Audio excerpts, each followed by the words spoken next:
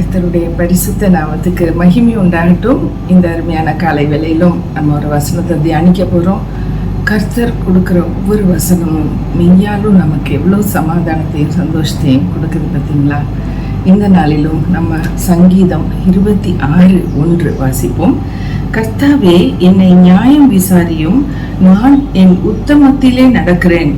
நான் கர்த்தரை நம்புகிறேன், ஆகையால் நான் தள்ளாடுவதில்லை. இந்த கடைசி பகுதியில் இருக்க 2 சென்டென்ஸ் மாத்திரம் எடுத்து நம்ம தியானிக்க போறோம்.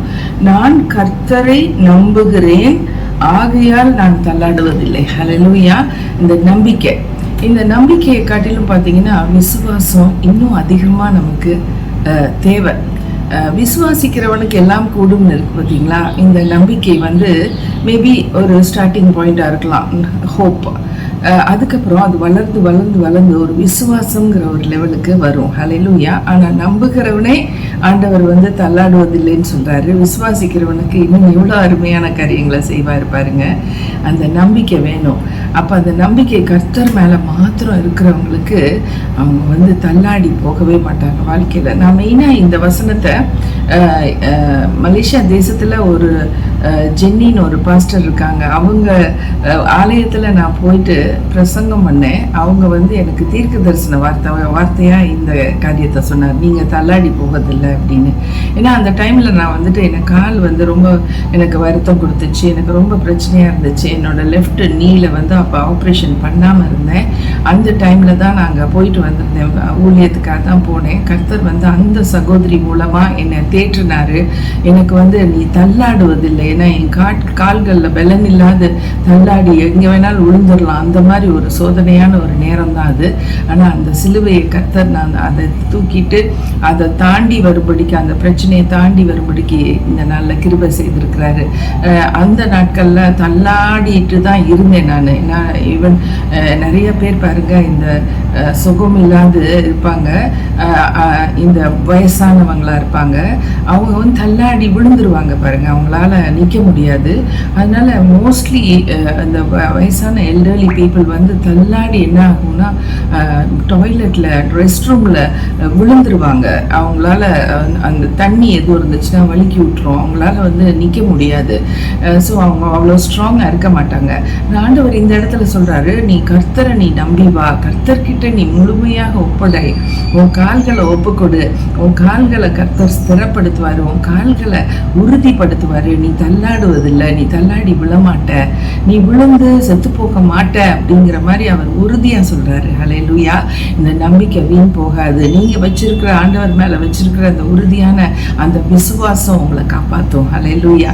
கர்த்தருக்கு மகிமை உண்டாகட்டும். இன்னைக்கு தள்ளாடுகிற காரியத்தை நம்ம தியானிச்சோம்னா, எந்தெந்த காரியத்துல தள்ளாடுகிற நிலைமையில இருக்கிறோம், ஒரு தத்தளிப்பின் காரியமா இருக்கலாம். அதாவது தள்ளாடி விழுகிற அந்த நேரத்தை நினைச்சு பாருங்க. அந்த சகோதரிக்கோ சகோதரனுக்கோ எவ்வளோ ஒரு பயம் இருக்கும்.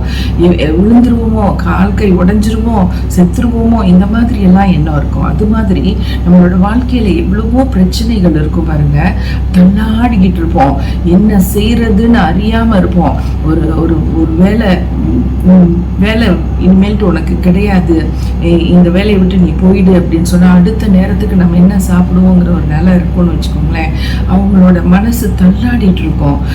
திருமணமாகாம அதிக வருஷங்கள் காத்திருந்து இனி எனக்கு வரவே செய்யாது போல இருக்கு அப்படின்னு சொல்லிட்டு இருக்கிற ஒரு மனம் தள்ளாடிட்டு தான் இருக்கும். அதே போல ஒரு குழந்தை பிறகலை, குழந்தையே வயிற்றுல உருவாகாதா அப்படின்னு சொல்லி தள்ளாடிட்டு இருப்பாங்க. ஆனா எல்லாருக்குமே ஒரே ஒரு வார்த்தை தான் ஆண்டவர் சொல்றாரு, என் மேல நம்பிக்கையாரு, என் மேல முழு விசுவாசமா இரு, நான் உனக்கு செய்வேன், நேர்த்தியா செய்வேன், செய்ய வேண்டிய நேரத்துல கட்டாயமா நான் செய்வேன்னு சொல்றாரு. கர்த்தர் நல்லவர், அவர் கிருபை என்றும் உள்ளது, அவர் மாறாதவர். அவர் நிச்சயமாக நமக்கு தேவையான எல்லாவற்றையும் அவர் செய்து கொடுப்பார். ஹல்லேலூயா. அதனால நம்பிக்கை வீண் போகாதுன்னு சொல்லியிருக்கு. உங்க நம்பிக்கை வீண் போகாது. உங்களோட பிரச்சனை எதுவா இருந்தாலும் அதை கர்த்தரிடத்துல முழுமையாக ஒப்பு கொடுத்து அவரை முழுமையாக நம்புங்க. அவரையும் நம்புறது, மற்றவங்க மற்றவங்களையும் நம்புறது அந்த மாதிரி இல்லது. மனுஷன் மேல வைக்கிற நம்பிக்கை இல்லது, கர்த்தர் நம்மை உண்டாக்கின தெய்வத்தின் மேல வைக்கிற நம்பிக்கை. இதுதான் வீண் போகாது. ஆனா பக்கத்து வீட்லயோ சொந்தக்காரங்க சொல்றதையோ இன்னும் வேற மக்கள் சொல்றதையோ நம்ம நம்பிட்டு இருந்தோம்னா நம்ம தள்ளாடி போயிடுவோம். நம்மளால நிக்க முடியாது, நிமிர்ந்து நிக்க முடியாது. இந்த நாள்ல நம்ம ஜெபிப்போம். கர்த்தர் நமக்கு தள்ளாடுகிற கால்களை கொடுக்காம நல்லா நேர்த்தியா மான்களின் கால்களை போல, மான்கள் பாருங்க குதிச்சு ஓடும் பாருங்க, அந்த வரையாடுன்னு சொல்லுவாங்க பார்த்தீங்களா, அந்த மலை மேல போய் ஊசி மாதிரி இருக்கக்கூடிய மலைகளில் கூட அது ஏறும் பாருங்க. அதுக்கு எப்படிப்பட்ட கால்கள், என்ன மாதிரி ஒரு ஸ்ட்ராங் லெக்ஸ் பாருங்க.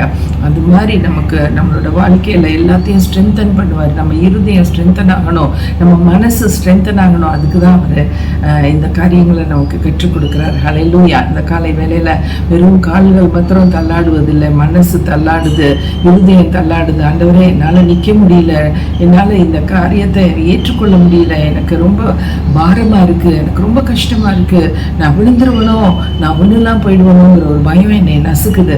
ஆனா நான் இந்த வேலையில உண்மை நோக்கி பார்க்கிறேன். ஆண்டவரே, உண்மை நோக்கி பார்த்த ஒருவர் வெட்கப்பட்டு போனதில்லைன்னு சொல்லி நிற்போம். ஆண்டவர் நமக்கு உதவி செய்வார். நன்றி தகப்பனே. இந்த காலை வேலையிலேயும் நாங்கள் தியானித்த இந்த வார்த்தை நாங்கள் தள்ளாடவே மாட்டோம் ராஜா. நாங்க உங்களை நம்புறோம், நாங்க உங்களை விசுவாசிக்கிறோம். நிச்சயமா எங்களுக்கு ஒரு முடிவு உண்டு, அது ஒரு நல்ல முடிவா தான் இருக்கும். விசுவாசிக்கிறோம்ப்பா. எங்கள் ஒவ்வொருவரையும் ஆசீர்வதிங்க. யாரெல்லாம் இன்னைக்கு காலையில இந்த வசனத்தை கேட்டு இதன்படி ஓகே நம்ம தள்ளாடி போக மாட்டோம்னு ஒரு வசனம் நமக்கு நேராக வருது. அது மாதிரி நம்ம தத்தளிப்பின் பாத்திரத்தை நம்ம எடுத்தாலும் அது நமக்கு அதை நம்மளை விட்டு கடந்து போகும்படி செய்வார். கர்த்தர் செய்வார். கர்த்தரால் கூடாதது ஒன்றுமில்லை. இந்த அருமையான இந்த காலை வேளையில உங்களுடைய திரு சித்தத்தை நீங்க நிறைவேற்றி கொடுங்கப்பா. ஒவ்வொருவரையும் ஆசீர்வதிங்க. அவங்க தேவைகள் எல்லாம் சந்திங்க ராஜா. எதுலையுமே அவங்க தள்ளாடி போகவே கூடாது. கர்த்தரை நம்பட்டும்.